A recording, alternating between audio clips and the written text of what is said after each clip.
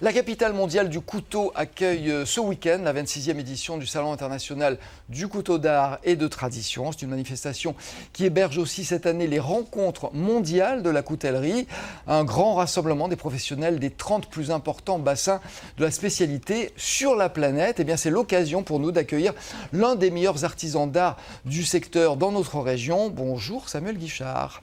Merci d'être avec nous sur ce plateau. Vous êtes venu avec des beaux couteaux qu'on verra dans un instant.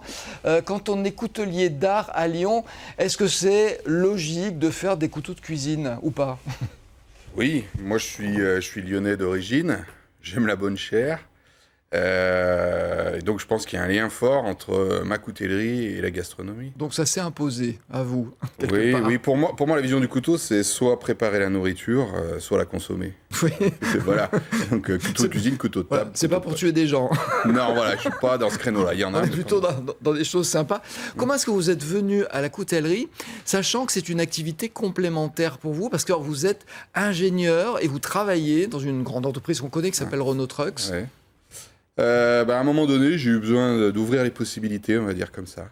De vous évader un peu. Voilà, de faire autre chose, peut-être de plus créatif, de plus personnel, pour complémenter ce que je faisais déjà en tant qu'ingénieur dans une grande entreprise. Bon, vous êtes créatif quand même chez Renault Trucks, vous êtes designer.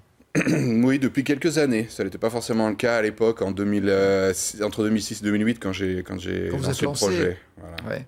Et puis, je suis tombé sur mon maître, parce que j'ai appris sous la forme d'une relation maître-élève qui C'est Henri Vialon qui est installé à Thiers, donc dans la capitale mondiale du couteau. C'est lui qui vous a appris le métier? Ouais. Il n'y a pas beaucoup de formateurs en France. Alors, est-ce que c'est parce que on dit souvent que dans ces métiers, le savoir-faire, on le garde pour soi. Il y a plein de secrets de fabrication qui sont un petit peu durs à transmettre. Lui n'a pas eu de problème pour les transmettre. Henri Vialon est généreux, je vais dire ça. Comme ça, c'est-à-dire qu'il te donne, mais à la mesure de ce que tu peux recevoir. C'est-à-dire qu'il suit ton évolution et il te pousse à aller un peu plus loin. Quand tu t'arrêtes, il s'arrête avec toi. Moi, ça a duré 1 an en alternance, puis des années en tant qu'ami, et je continue à y aller tous les mois pour échanger. Donc ça a été une vraie rencontre.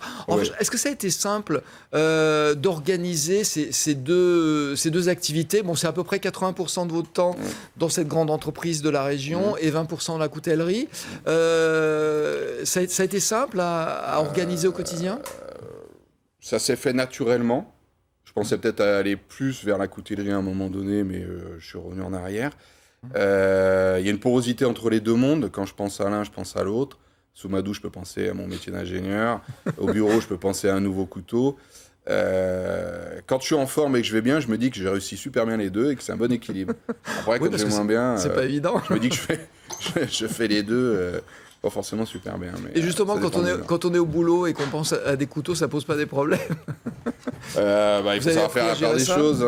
5 minutes de perdu sur un dessin, sur un coin de table, ça va. Ouais. Après, on s'organise. Je veux dire, on est en train de vous voir au travail. Et c'est vrai que c'est un travail qui est absolument magnifique.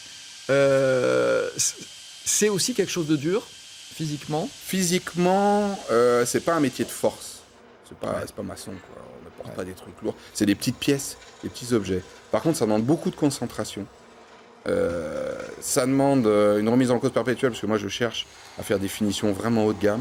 Donc, il faut être capable de se dire, là, c'est pas assez. Je recommence. Donc, c'est plutôt remettre sur la table régulièrement pour arriver à un niveau gamme. On a vu apparaître. Alors moi, je me disais qu'il y avait un lien entre votre travail d'ingénieur et les camions et les couteaux, c'est le métal. Il y a un matériau commun. C'est le hasard? Non, moi je suis ingénieur mécanique de formation. Donc j'aime déjà, la mécanique. Il y a une relation particulière à la matière. Il y a l'acier qui compose la partie principale du couteau, qui est la lame.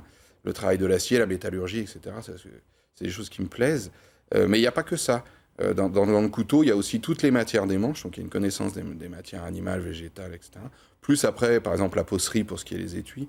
Donc ça dépasse la mécanique. On les a sous les yeux, ces matières ici.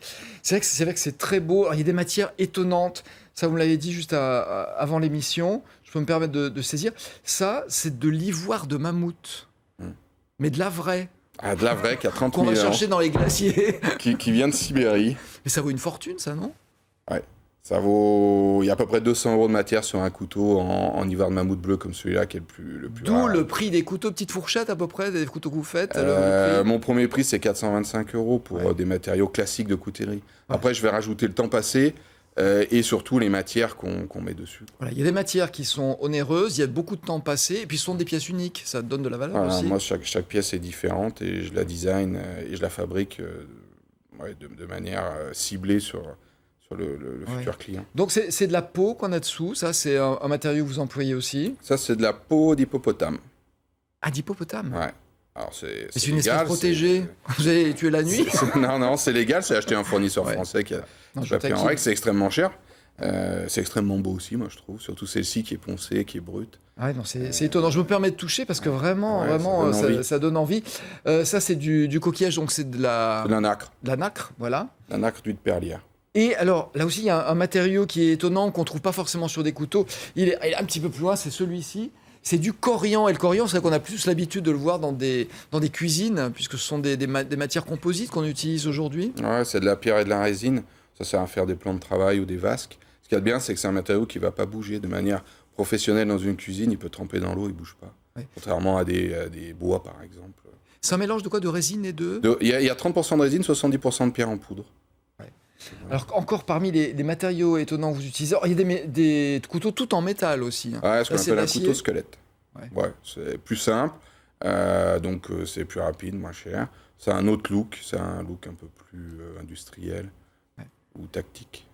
Il y a vraiment de très très belles choses. L'avantage dans cette activité, c'est qu'on mêle à la fois le technique et l'artistique. Là aussi, il y a une question de bon équilibre à trouver. Ouais. Il y a le design pour la partie artistique du couteau, chercher la forme, ça c'est un truc moi qui me plaît vraiment. Et ensuite, il y a la partie artisanale, travail de la main, entraînement de la main, à fabriquer un objet qu'on essaye d'être le plus parfait possible, et pourtant ça reste fait par un homme qui fait des erreurs avec ses mains, quoi. Ouais. Donc il y a l'entraînement, il y a les deux aspects. Ouais. Il faut combien de temps à peu près pour faire un couteau? Question idiote, mais il y a une moyenne quand même, parce que j'imagine il y a des couteaux beaucoup plus complexes que d'autres à réaliser. Pour un pliant classique, c'est entre 3 et 5 jours. De travail. Donc, je traduis 3 et 5 semaines, parce que c'est un jour par semaine.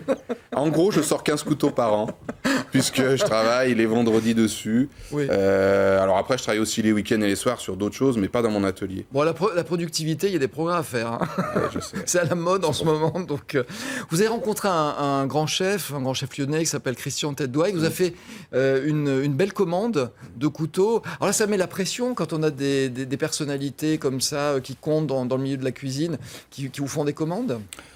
Oui, on a fait deux choses avec lui. On a fait je lui ai fait son couteau de chef. C'était la première chose qu'on a fait. Donc là, il n'y a pas de pression parce que c'est moi qui venais avec une proposition en disant je te fais ton couteau de chef, tu m'ouvres les portes de ta cuisine parce que moi ça m'intéresse. Après, on a fait ses couteaux de table que l'on voit là. Là, on en a fait 120 et là, effectivement, un peu plus de pression. Parce qu'il y avait un étui à faire, il y a des couteaux de table à faire. Je les ai fait en collaboration avec mon ami Roland Lanier, qui est coutelier à Thiers.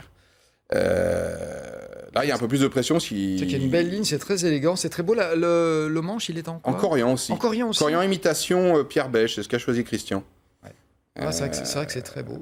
Donc ça, ils vont être dans son restaurant incessamment sous peu, il les a. Ah, c'est les étuis aimantés, je vous dis, j'ai du mal à l'enlever. Et si vous le repliez, ça sert de sacoche pour partir avec, parce que vous pouvez l'acheter. Ouais. Ça sert aussi de présentoir quand il est en rue sur la table pour présenter aux convives qui vont l'utiliser. Ah oui, effectivement, c'est une belle idée.